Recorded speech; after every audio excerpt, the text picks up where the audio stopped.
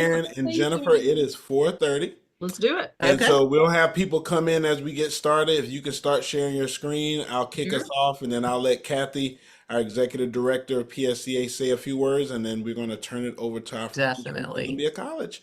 So, Let's. welcome everyone for being here. I feel like I saw a bunch of new names because last year it seemed like when we had our first year, I saw kind of repeat names at each session, and we became like a little mini family of teachers from all across the Right. state. And we just had a great time, really unpacked a lot. And so, my name is Craig King, Director of Teacher Leadership with PSTA. And this is our second year of the Trauma Informed Education Professional Learning Series. And we are excited to be here today.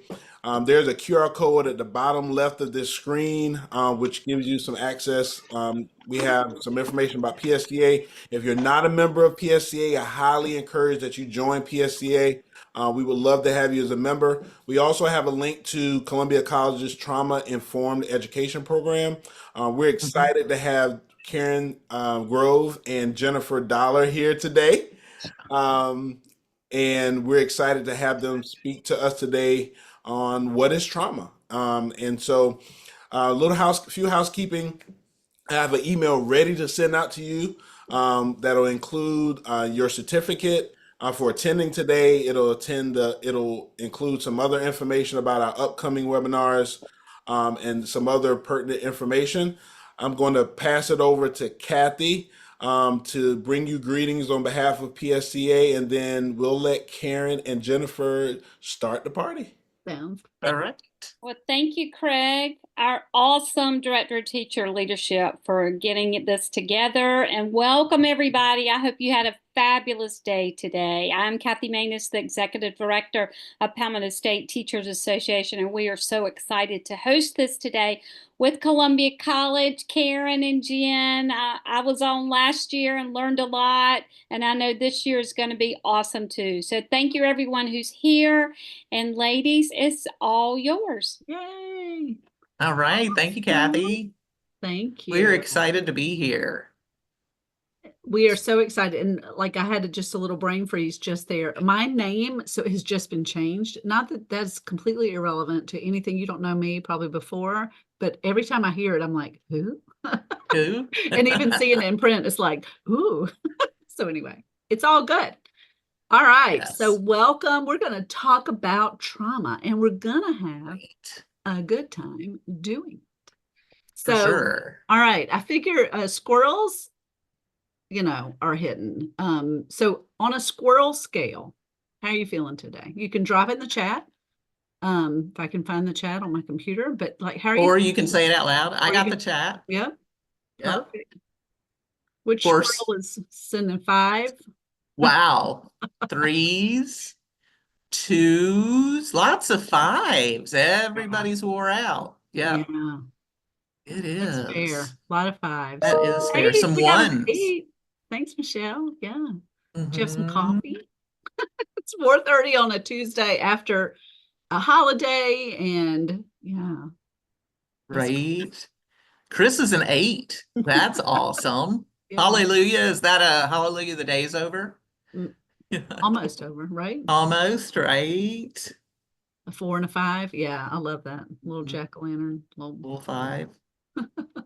Yeah. We'll try not to wonderful. put you to sleep in here for all No, you fives, we but we get love, it. yeah, active. Like, if you have a question, please drop it in the chat. Raise your hand on here with those little icons. Yeah. We try to make sure that the information is shared, but also we want it to be, geared to the questions that you might have. So please feel Right. free to ask. Definitely interactive. We don't want to just hear ourselves today. No, Yeah. please. Yeah. That's right. So this is important for you to know. Like as we explore trauma, we know that it can bring up difficult things for different individuals. It's really different for everybody, how it impacts you, how you're affected. You could start to feel overwhelmed. And if at any point, for any reason, you need to take a break or step away, We want you to do that, okay? It's the way that you take care of yourselves, and it's how we take care of ourselves. And so everything we do today, even when we invite you to participate, it is an invitation to participate. Right. And so nothing here is required.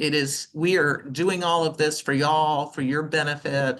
And so join in as you feel like you're able to do that, okay? Right.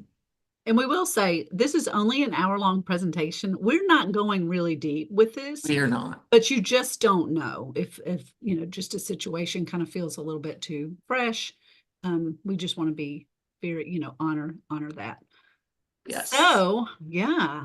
So like, what is trauma? It Mm, kind of feels like a buzzword. As right. education, we kind of like to do that.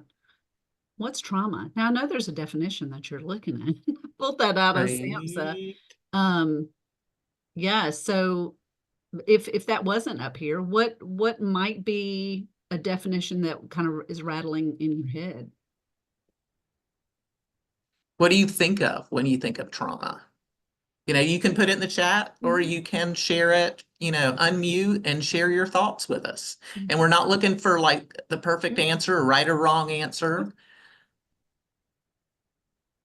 Yep, physical and emotional. Yeah, absolutely. Life-altering events. Absolutely. For sure. Thank you. Pain. Yeah. Pain. Yeah. We're going to talk about pain. We are.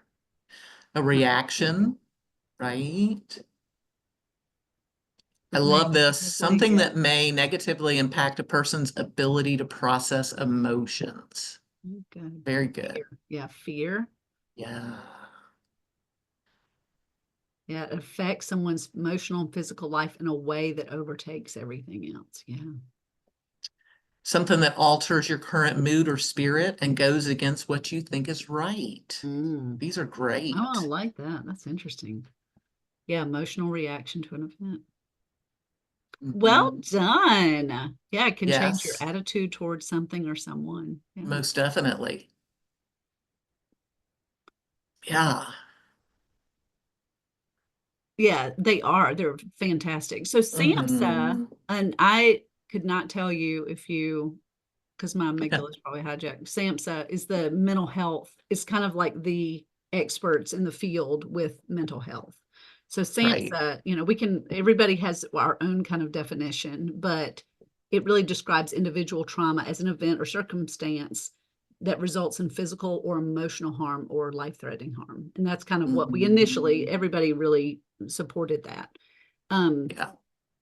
And it definitely impacts us physically. And so I am going it's physically and emotionally, which I just said. Right. So there is a very short video here that I'm going to let you listen to, and it's Dr. Gabor Mate.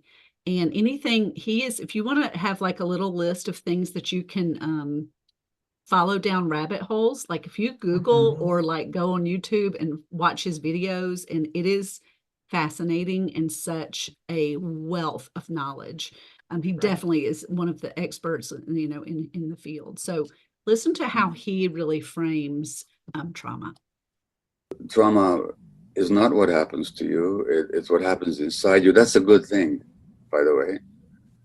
Because if trauma, in terms of what happened to me as a Jewish infant under the Nazis, if that was the trauma, I'll never be a person who wasn't a Jewish infant under the Nazis and during that period of genocide. If trauma is the fact that you were abused as a child, you will never be a person who wasn't abused as a child. Trauma can also be inflicted not by what happens to you, but what doesn't happen that should happen. So that when your needs aren't met, that can wound as well. Even though you weren't overtly hurt, you're still wounded by not having your essential human needs met. But if that was the trauma of what happened to you, guess what? It'll never unhappen. But if trauma is what happened inside you, the wound that you sustained, the meaning you made of it, the way you then came to believe certain things about yourself or the world or other people, And if trauma was that disconnection from the authentic self, well, guess what? Good news. That can be restored at any moment. So that's why, Sharon, when you talk about the new view of trauma, when we see it as that wound, as long as we see it that way, it's a wound that can be healed. If we see it as a bunch of things that happened, that'll never unhappen. But we don't have to, the biggest lesson for me, and one I continue to have to learn, is that we don't have to allow it to define our lives, how we see ourselves, how we see the world, how we relate to the world, other people, how we relate to possibility, how we relate to even spiritual transformation. So this, That gives such hope. yeah. What are some thoughts about that?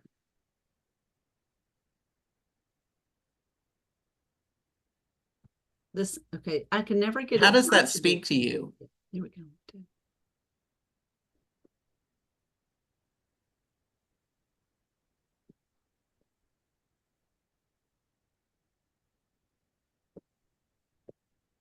I'll tell you what it speaks to me, what really sticks out to that, because we can't change our past, right? It's Right, basically ancient history, even something that happened 10 minutes ago, right? It's done. Mhm. You can't go back and change it. But what we can do, yes, Stephanie, it makes you feel like you can heal. Yeah. If this Yeah. is something that's inside you, it doesn't define you. And what I love that he really points out in this is it's not Mhm. always something that happened to you, whether it's physical or emotional. It's also trauma is not what happened for you. Right. So a lot of people I think have this idea like I didn't have anything traumatic in my life, and and for me personally, I don't remember anything traumatic happening, but we still did things not happen for me. Yeah, like my mom got sick when I was fairly young, and that it didn't happen to me, but it definitely influenced how my parents were there for me when I was younger. So it just kind of makes it, yeah. I love how he frames that. And so many good comments are coming in. I was trying to read and talk. They are looking at how it helps us view it from the perspective of I can experience healing. Yeah, That's so powerful that I am not stuck with this, yeah, and it's not like a badge that we wear, a label that we have to wear, yeah. you And some know. people do. Some people do. Yeah. Yeah. And Some that's people not a do. criticism of those No. people, Mm-mm. but it's a hope that we don't have to. You We don't don't have have to identify that way. Yeah. Yeah. Great comments. Oh, I know we're recording Mhm. this. I hope we save these because these are really great. Yeah, I hope these Yeah. get saved as well. I did not know to separate the event from the feelings. Yeah. Because it's whatever you Mm, put on that, and whether you can right. remember it or not. And we're going to talk about the brain and kind of where it stores. And this slide's perfect. We're really referring Mm, to what happens in the body, not right. necessarily the event. Right. It's what's happening in your body.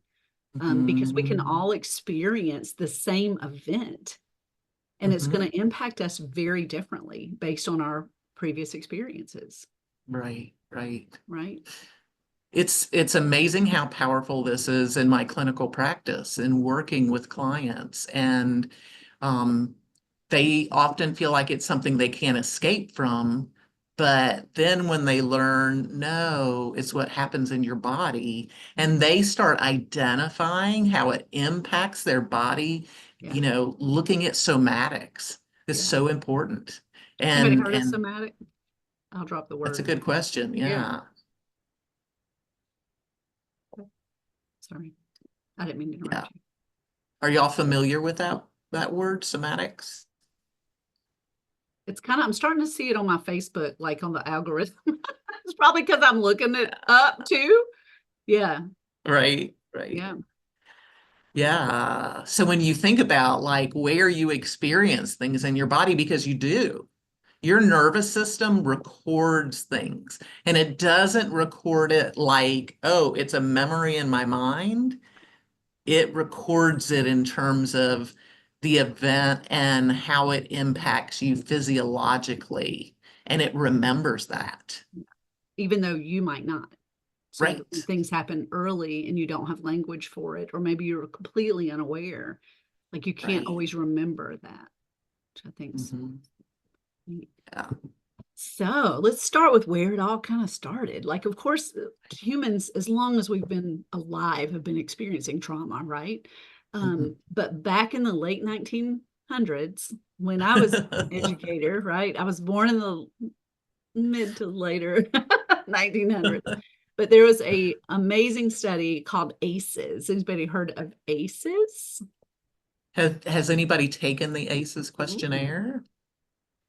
Looked at it for yourself? yeah.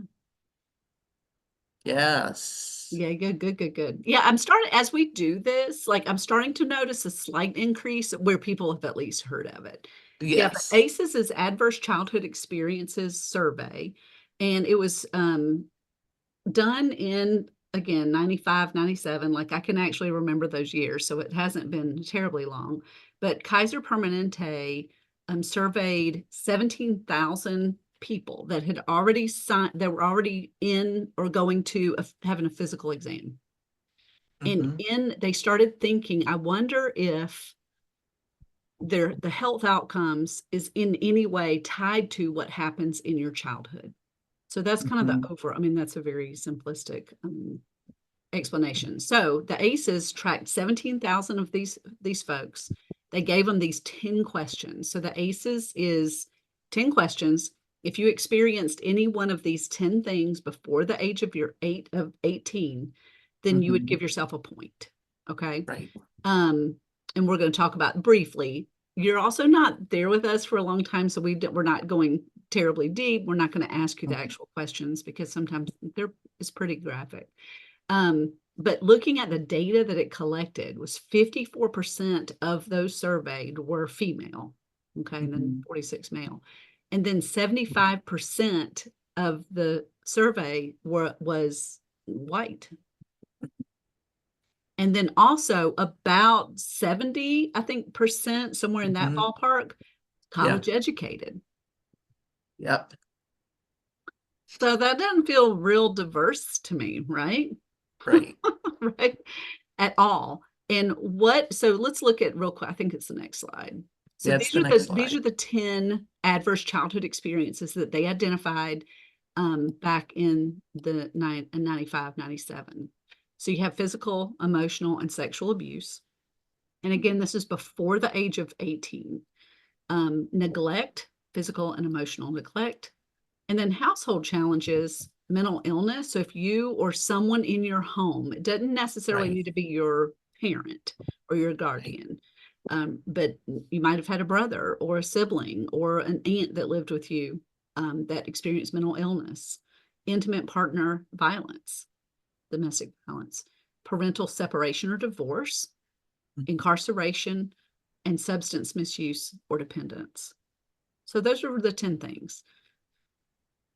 And what it And I found, think yeah, no, go. I just wanted to add that again, when it comes to like the substance misuse or dependence, that does not have to be a parent. Right, It can be a sibling. It could be a grandparent. right, absolutely. So what the ACEs found and shared with us is that 67%, so 2/3 of the people they surveyed have at least one ACE. Right. That's a lot. Yeah. That's a lot of people that it impacts. And to have Right. at least one, now there are people that have zero, and there are also people, I've met people that have 10, Mm-hmm. right? And so Yeah. the ACEs, the connection that it made was, do having adverse childhood experiences impact your health outcomes as an adult? Mm-hmm. So is it important if these things are happening as, before the age of 18, does it increase um, heart attack, stroke, Right. diabetes, Mm-hmm. like things that, you know, Major are health very issues. common major health issues. And Yeah. so when we send this out to you, or when Craig sends it to you, I'll actually put the link. There's a video, it's about 16 minutes, so we didn't want to show it all, but it's fantastic. And she really Yeah. tells more of the science behind that connection. So the higher your number of ACEs, the higher your risk factors are to develop, you know, This major health issues. major health issues. Thank you. Yeah. Yeah. And I think, yep, that was it. I think I already went through there. Yeah. Yeah. So any questions about that? So they have redone, or they've edited or added other ACEs, Mhm. because those are only 10. Like, I think I could come up, Right. especially after the pandemic. I think Right. we could probably add that one. And I think everybody kind of experienced that Mm. in some way, shape, or form. Any comments or notice about ACEs if you've taken it before, or maybe if you have not taken it before? We encourage you Mhm. to do that. Yeah. Yeah. And we could put the link in here to be able to take it as well. Yeah. So other types of trauma, I think this is such an important slide, just so it's Mhm. not just something that happened to you. It gets away from that event kind of thing. Right. So life transitions. And oftentimes when we think of life transitions, we're not thinking, oh, this could cause trauma. Right. But even as something as simple as going to college Yeah. there are many individuals who that's a traumatic life event. Yeah. To leave the security of the home that they've always known and to move off by themselves. Yeah. And that can also be traumatic for the adults in their lives, Yeah, so true. And again, like, if you had a great experience going to college, because a lot of us did, it's right? hard to wrap your head around, why would that be traumatic? Right. Why would somebody struggle with it? And there's Mhm. That's so such a many good great point. just stories out there of why people chose college, because, and there's one as Shamari, there's a video, like a TED talk of, he knew that's where he would get 3 meals a day. Yeah. That's why he went. Yeah. And then And how think his about life was changed. Yeah. was that something you even had to think about? Mm, You yeah. know? Yeah. So And vicarious then trauma. Oh, go. I'm sorry. that's okay. No, no, no. When we talk about vicarious trauma, it's not a trauma, it's vicarious. So it's not something you experience personally. So you kind of witness it through somebody else sharing a story with you, or you could have physically witnessed a traumatic event happen to somebody else. We have a graduate in our graduate program that he works at a high school in New Jersey, and one of their students was hit and killed by a car in front of the school. And so he did not actually experience it himself, but he experienced vicarious trauma as a result of it, as did most of the students there. Right. You And know, yeah, and teachers, this is where we typically, like, vicarious trauma or secondary trauma, this is what's burning us out. Because we're not even acknowledging, like, you get so many heavy stories of things that students are going through. Have you ever woken up or lost sleep over a student or over someone? Yes. All the yes, time. It's like you just start yes. worrying. And even though, like, that could be a one-off, but at the same time, if it does it repeatedly, like, we need to talk about that. That's exactly Yeah. right. Yeah, losing a student, it's Losing a student? horrifying. Yeah. Right, it is. And then historical trauma, when we heard Gabor Mate, he talked about historical trauma, right? He talked about Hitler and the Nazis, but also slavery is historical trauma, right? And that is carried down for at least 3 generations. Right. Right. And so you may not have experienced it personally, but your great great grandparents may have experienced it. For some of us, our great grandparents may have experienced it, right? Right. And so there's legitimacy to that, and understanding that, when a mother is pregnant and has a child in her womb, that is passed down genetically. So the trauma she experienced, it jacks up her cortisol levels. And so then that is passed down to that baby that's in her womb.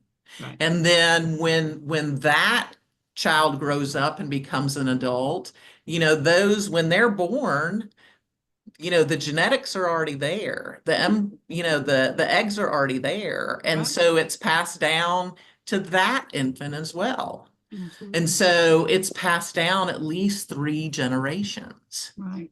And if you That's want to exactly do right. epigenetics, if you want another little rabbit hole, is There so you go. fascinating, because if you think about, like, my grandparent was born in 1915. Mhm. Like, what was happening in 1915? Like maybe a war or something, right? Mhm. And like the stress, the depression, like all of the things that were happening impacted her, increased the cortisol, increased all the functions and things that are going on when my mother was, in her as a little infant baby, as a fetus. Mhm. Yeah. That's right. So intergenerational trauma is the epigenetics. So if you want to go on a little rabbit hole, yeah, definitely do that. And then Historical collective trauma. yeah, and collective Oh. too. Yeah, that's okay. So what's the collective trauma that we all just experienced? Well, Or most of us as it a world? might depend on how far.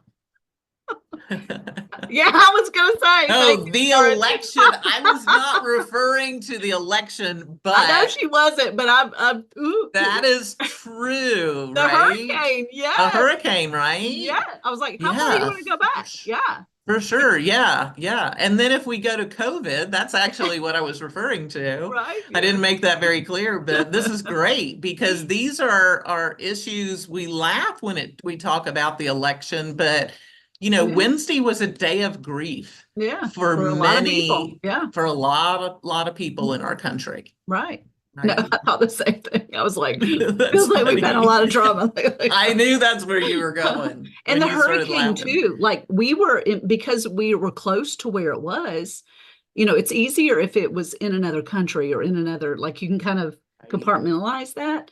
But it hit, like you might know people that live there really struggled, like covering the news. It's very close to us. So yeah. Yeah. Very And you think of all the stories like that we saw on, like if you're on Facebook, you may not be, but if you're on Facebook or another form of social media where people shared graphic stories Yeah. of people who lost their lives and lost their homes and their communities, And you can't unsee that. right. You can't unhear it. So it's be very careful, just as a future, like to make sure you're monitoring that for your own self-care. Like I really, if I start seeing something from scrolling and like I see a fight going on Facebook, it's like, I don't want to engage in that, because then I see it and feel it. Right. Right. That's kind of Or that unfeel vicarious it. piece, or unfeel it. Yeah, exactly. Yeah. You can't. Yeah, that's exactly right. Yeah. Good deal. Very good. Okay. I love this. It's very I short. love It's this like video. 3 minutes. Yeah. So let's talk about under the surface, and we'll be right back. Yep. Yeah.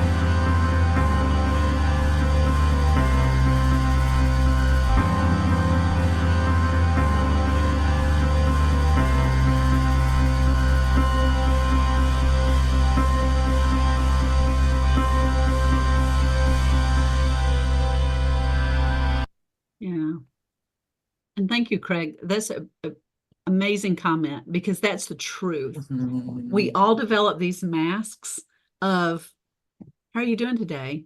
Great, I'm fine, wonderful. And like all that Mhm. stuff could totally be happening. Even just one. And even if it didn't feel like having your car stolen, like on the Wow. grand scheme of things, okay. But that's it's a That lot. flips your world upside It down. does. And then you're expected to come to work and perform and do all the things that, but when your brain is hijacked, right? Right. Let me get out of this. So, I never know. Yeah. So Sorry. how did this video impact you guys? What did you realize?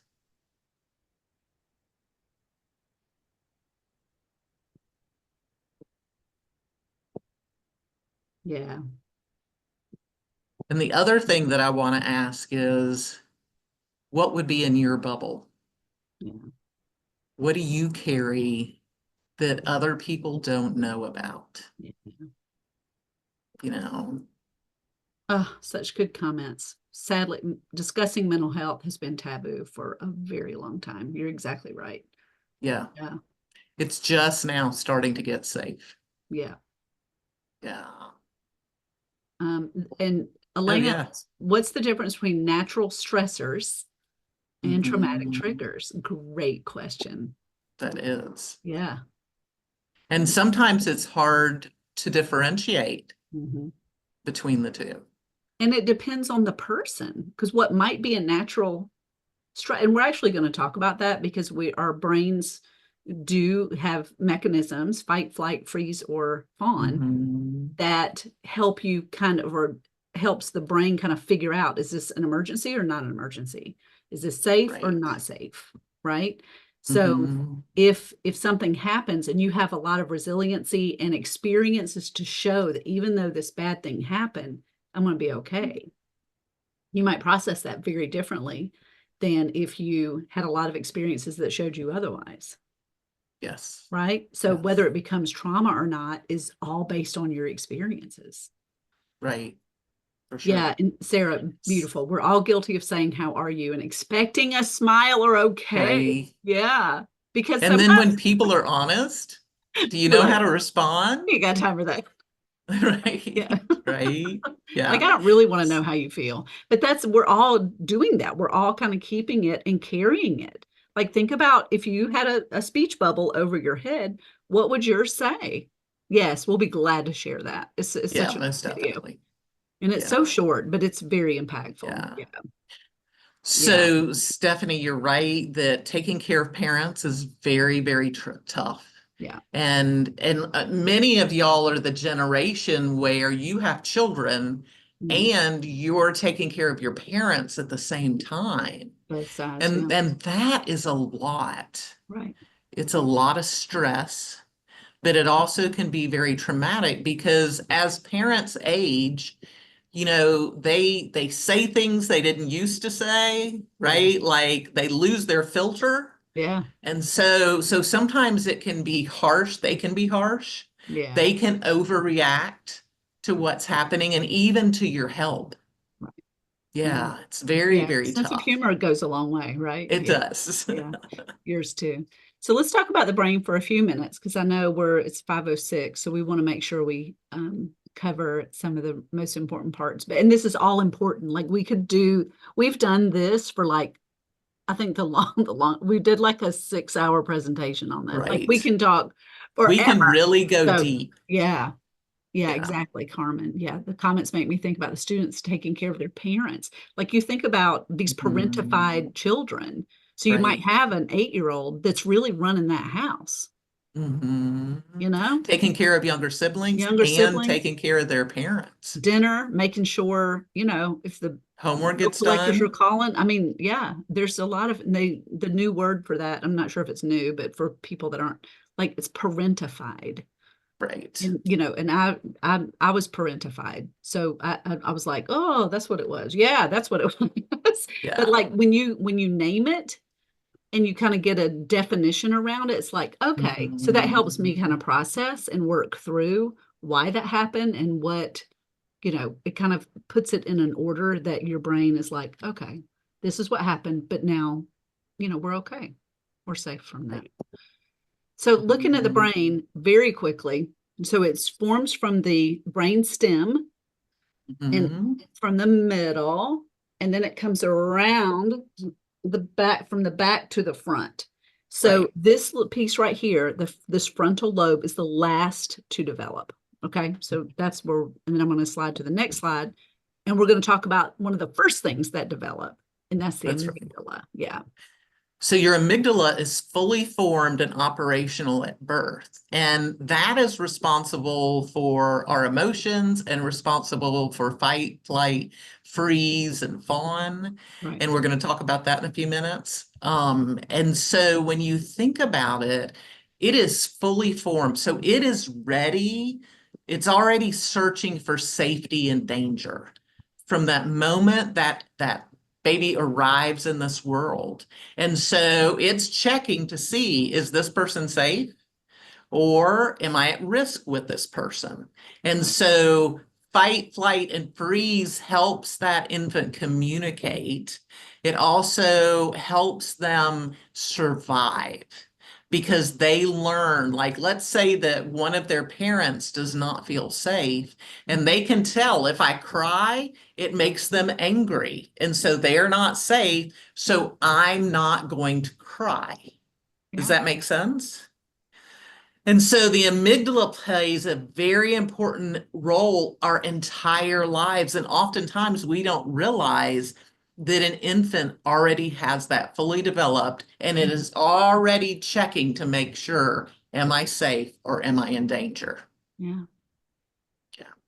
Yeah. And the amygdala, just as a little added, it doesn't store memories. Right. It just attaches an experience you might not remember, but it's how that felt. And that's where that healing can be. So it doesn't add context. So it's not like, oh, this terrible thing happened. This is why that happened. Right. It's not remembering that. It's just remembering that you felt, that you weren't worthy, or that you did not deserve it, or that you are a terrible person. That's what it's holding on to. Yeah. So the prefrontal cortex, this part right here, when teachers say kiss your brain, yes, that's what you're kissing right there. It's your prefrontal cortex. That actually is developed, is the last. Any idea when? So you have the prefrontal. So let me rattle off a couple of characteristics. So problem solving, attention, predicting, emotional regulation. When is that kind of done developing? I don't know Any that it's really thoughts? done, but 25 to 30. 25 to 30. There you go. Yeah. You did that, Anne. Right?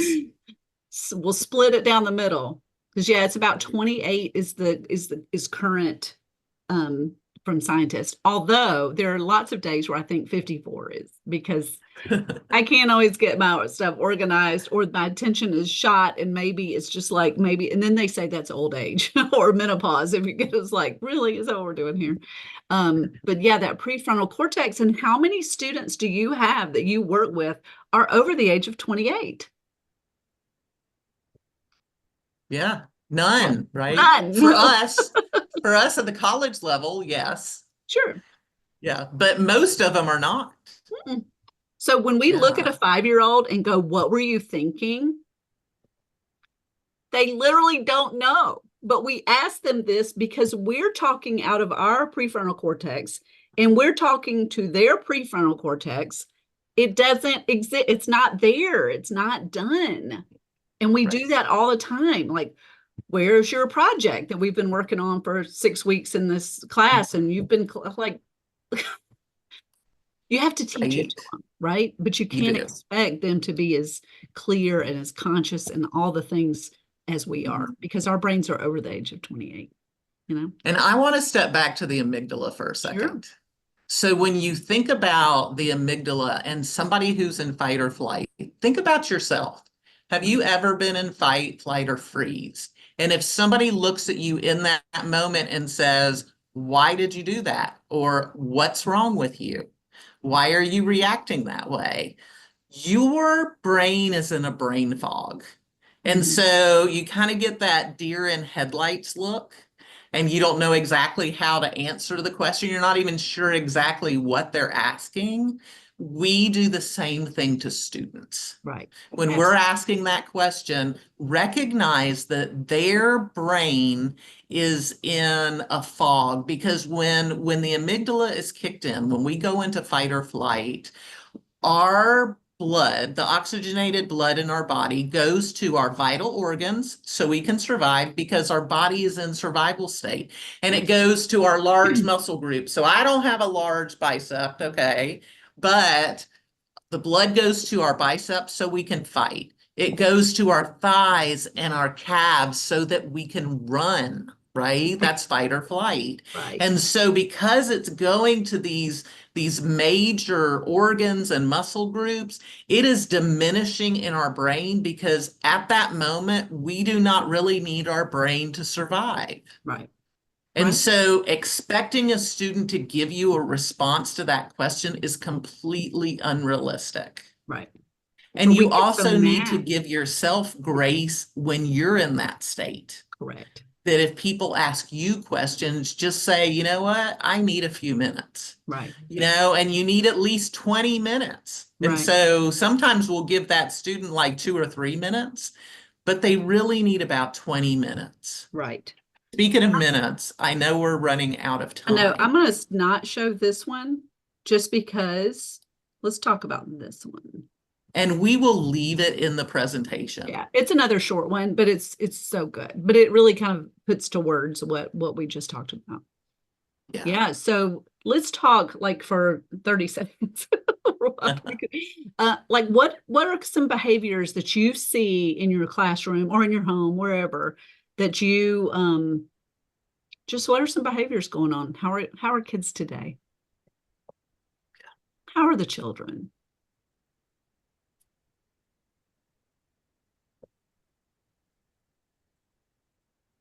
Oh, I love that. Y'all are so good to each other and they're awesome.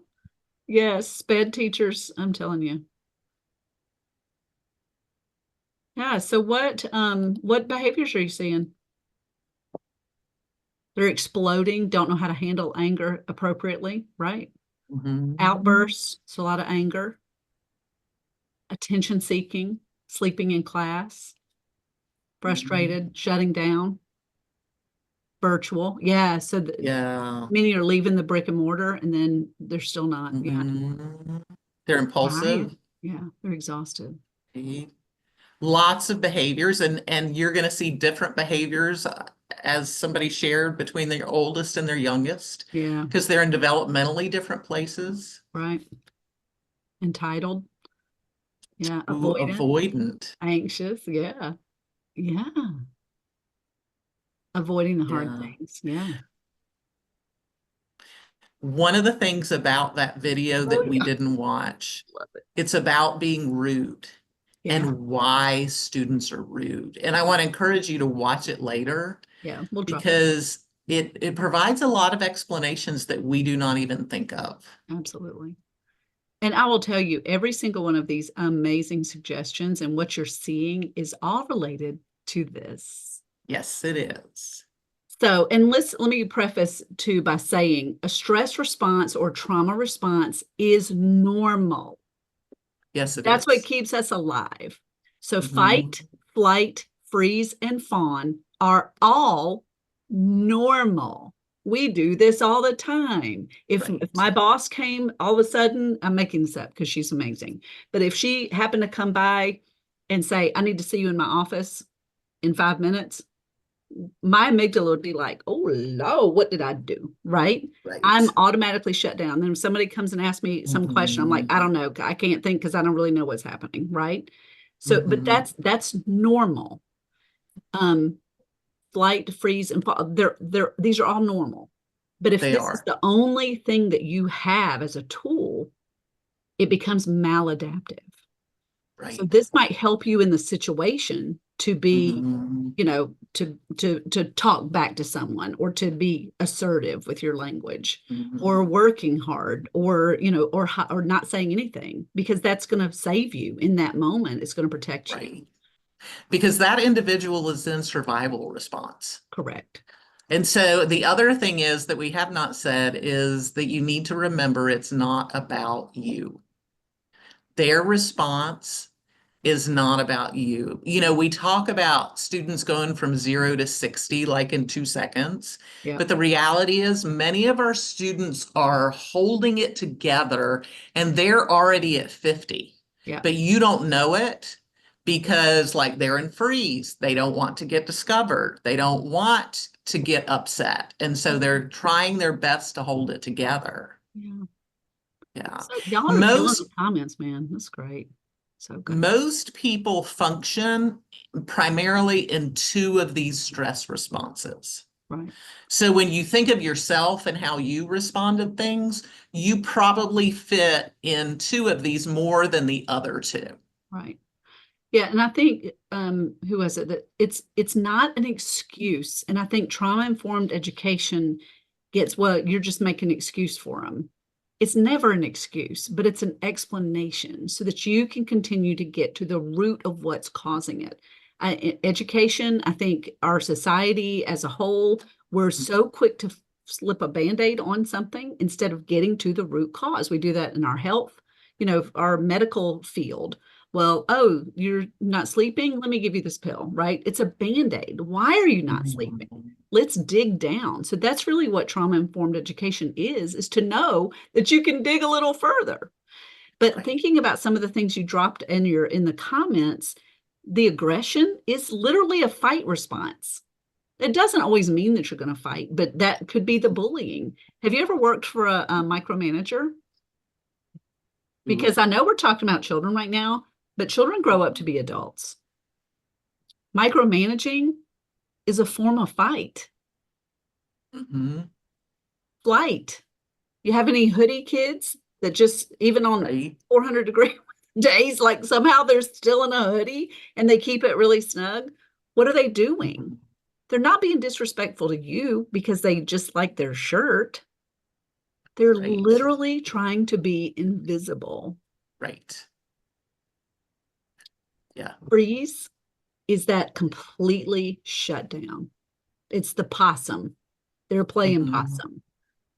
That's the brain fog, the avoiding human contact. They call it now rotting. Like, are you rotting in the bed or whatever? That just means like you're literally laying in the bed all day, right? It can also be depression. And then fawning is, I say newer. I don't really know how to describe it. I wonder if this is more learned, but it's basically keeping your friends close and your enemies closer. It's the people pleasing, codependency. If I think someone doesn't like me, trust and believe I'm going to be your best friend. Right. Because that gives me an illusion of control. So maybe you have a parent that comes home drunk and you're having to walk on eggshells, but then that, oh, let me help you, you know, do all the things that you need to do. And I think we learn that to protect ourselves. That's exactly right. Right? Yeah. Well, and the other piece, think of your students who want to be like the class, you know, assistant. Yeah. They want to be your star pupil. Yeah. You know, you got to be careful because sometimes those students really do, like, they're type A personality and they, you know, want to do really well. But sometimes, yeah, sometimes they're fawning. Yeah. And so they are really worried about like you not being pleased with them. Yeah. And so that's definitely worth exploring with your students. And if you've ever because I love Lauren's comment about finding the function of behavior. That's exactly what this is. Find the antecedent, what was right before that. But if you think about like teachers that don't come off, now there's no judgment, but when you've worked in education for a long time, you've seen teachers that are really harsh and strict and don't feel lovey, warm, friendly. But then there's some kids that always just love them so much. Or they do like extra things, like that's probably fawning because they're scared to death. If they don't do it, what might happen? Yeah, great comments. And when you're dealing with principals like y'all are talking about, that can be very difficult. Yeah, absolutely. Yeah, yeah. So let's talk a little bit about what is polyvagal theory, and we So don't we have have- much time. No, I know. I was going to say, we'll just do this slide, and then I think we're good to go. We're good. Okay. Yeah. So polyvagal theory really has some important ideas for us to understand. So, and we go more into this as the presentation continues. So our autonomic nervous system, like I was talking earlier, it is constantly reading situations. So think about this. I want to use an example. Imagine that, let's say you're standing in the auditorium and an event has happened and you're talking to another person. But while you're talking to that person, your eyes are scanning everything that's happening behind that person. And you're checking to make sure, is everybody safe? Is there anything dangerous going on right now? Even when you're in an office and the door is closed, when you hear things outside in the hallway, you may start listening to what's in the hallway for the same reason. You're checking for danger and safety. And this person who's been talking with you, it's almost like they're Charlie Brown's teacher. You're hearing wah, wah, wah, wah, wah, rather than hearing actually what they're saying because you're surveying for danger and safety. Right. And that's your nervous system in action, okay? And your nervous system has three categories. So if you think of it in terms of a ladder, the top category is ventral vagal. So when you're at the top of the ladder, you're in your best functioning. It is when you laugh the hardest. It is when you have the most freedom to be yourself. It is when you're the most social and engaged with other people, when you have the most confidence. That is ventral vagal. That is when you feel safe. When you come down the ladder, the middle of the ladder is actually the sympathetic system. And so that's where people are in fight or flight, and where you've started developing some anxiety and you're checking things out. Am I safe or am I dangerous? And then the bottom of the ladder is what's called the dorsal vagal, where you are in freeze, you're shut down, you withdraw from people. And in both the dorsal vagal or vagus and the sympathetic systems, you don't have the freedom to be engaged with other people. In fact, there's this comparison thing that's going on, and you're kind of comparing, they did it this well, I need to do it as well or better than they did. And so we get harsher with ourselves because we're doing this comparison thing. And we flow up and down that ladder all throughout the day. And your students do as well. And the other educators in your building do as well. And the principal and other administrators are as well. And so it's really, really important that we become self-aware of understanding where we're at when we're in these different parts of the nervous system, how we're functioning here, what it looks like here. And we will talk about that more as we do more presentations. So this is one of the important pieces of polyvagal theory. Absolutely. And good deal. Yeah. So the second Then part, we have, you want to talk about neuroception? No. I love hearing you talk about. No, it's all good. So neuroception is the brain stem has detected danger or safety from the environment around us, from our own body and what it's telling us, from our memories and our mindset. And those things, all the arrow is pointing back up, and they're actually pointing back up to the autonomic nervous system, those three states. And so it is sending you into either ventral vagal, dorsal vagal, or the sympathetic system. And that's neuroception. So I want you to think about perception means that, like, we're perceiving something, right? So we're thinking about it. Whereas neuroception is your body. Your body is picking up on things that your mind may not be picking up on. So, like when you get that gut instinct about something, it's important to pay attention to it. And humans are the only mammal, humans are the only animal that question their judgment, question their gut. Animals don't. Yeah. If they don't like somebody, they're gonna bark or stiff up, or they're gonna show it. Right. A lion does not go like, or not a lion, like an impala doesn't go like, oh, that lion, he looks fat. Like he's probably not gonna run after me. Like there's no thought about that, right? It's like lion, bye. Right, I'm out of here. But we question that. Yeah. So in our last Like- slide, we're gonna do this last one in 1 minute because this is a really important one that we have so much control over. Co-regulation. Yes. So it's actually our strongest safety cue. It is where we can make the biggest impact on others. If we can be regulated, if we can keep ourselves calm, then we can calm another individual. And that could be a student. It could also be your principal. Right?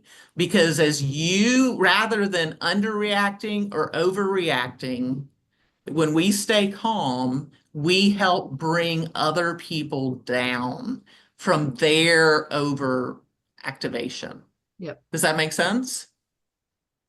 And this is a normal part of development. It's required for somebody to learn how to regulate themselves, is they have to witness somebody else who can regulate. And we are not taught this stuff, y'all. Oh, because like You if your know, when parents I were grew not up good in at my this, house, it was all jacked up and nobody taught you how to calm down unless they put like not just the fear of God in you, they put the fear of Tom in you, Yeah. right? Yeah. And so it was fear driven, and Yeah. fear driven does not create regulation. Right.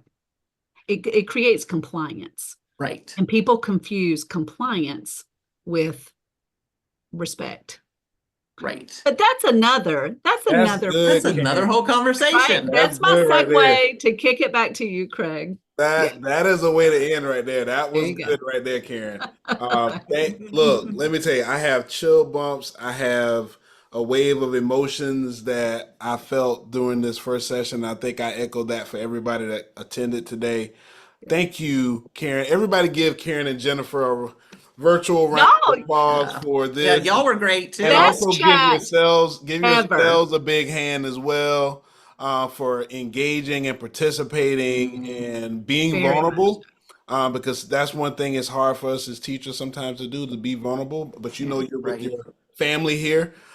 Before I throw it to Kathy, that'll close us out for today. I just want to say thank you again, Karen and Jennifer. You're This so was, welcome. I feel like I just completed a therapy session. It has that impact. It's powerful. Yeah, it does. does. It And does. this is understanding this is what freedom feels like. That's Yeah, right. it does. That's right. That's Yeah. exactly what it feels like. So, last thing, you will receive an email from me. I have to wait for the downloads and all that stuff to happen. It'll have all the information, your certificate, a link to the chat file, because we had a bunch of people in here that posted a ton of resources and information. So Awesome. The recording on YouTube, I'll place it on YouTube if you want to rewatch it. And I'll also upload it to our professional development portal here at PSCA.